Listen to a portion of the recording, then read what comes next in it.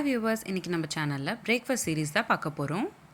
ரொம்பவே healthy and டேஸ்டியாக இருக்கக்கூடிய காலிஃப்ளவர் பராத்தா எப்படி செய்கிறதுன்னு பார்க்கலாம் வாங்க.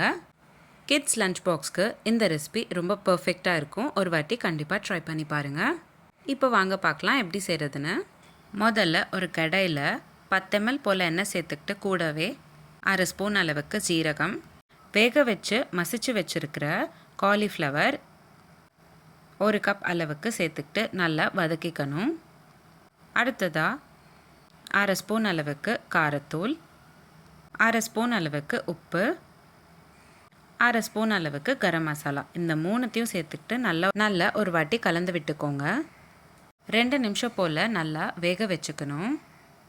அவ்வளோதான், நம்ம பராத்தாக்கு காலிஃப்ளவர் ஸ்டஃப் ரெடி ஆகிடும்.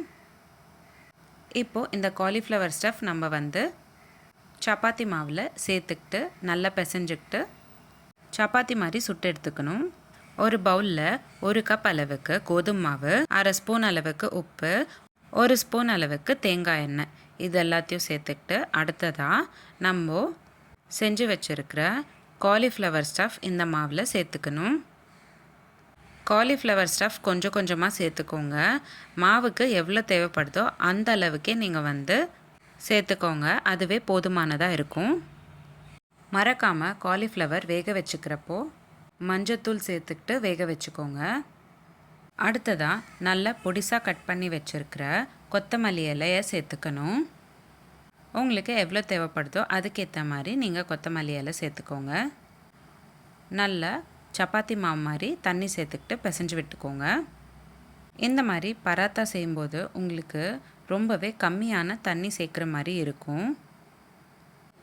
இப்போது நம்ம பிசைஞ்சு வச்சுருக்கிற மாவு உருண்டை பிடிச்சி சப்பாத்தி மாதிரி திரட்டிட்டு தோசைக்கல்லில் 2 பக்கமும் வேகிற மாதிரி சுட்டு எடுத்துக்கணும். உங்களுக்கு தேவைப்பட்டால் கோகனட் ஆயில் இல்லைன்னா கீ சேர்த்துக்கிட்டு சுட்டு எடுத்துக்கலாம்.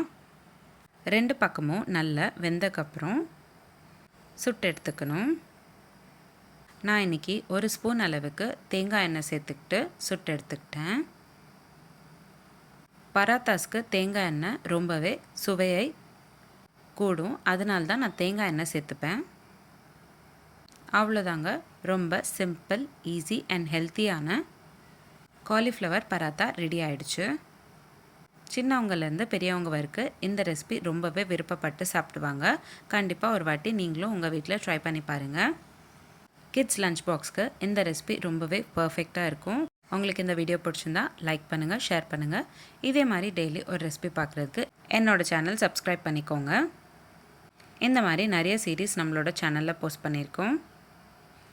Healthy pasta series, healthy breakfast series, kids lunch box ideas, kootu series, kuzhambu series, rasam series, chutney series, Andhra pachadi series, தயிர் pachadi series, healthy milk shakes ideas, healthy ice cream series, gluten free recipes, சாதம் recipes, no oil no boil recipes, no onion no garlic recipes, chapati side dish recipes, இந்த மாதிரி நிறைய series நம்மளோட சேனலில் post பண்ணியிருக்கோம். கண்டிப்பாக check பண்ணி பாருங்கள்.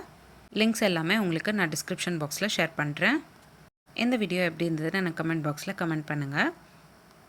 மீண்டும் சந்திப்போம் ஒரு சுவையான ரெசிபியுடன். தேங்க்யூ.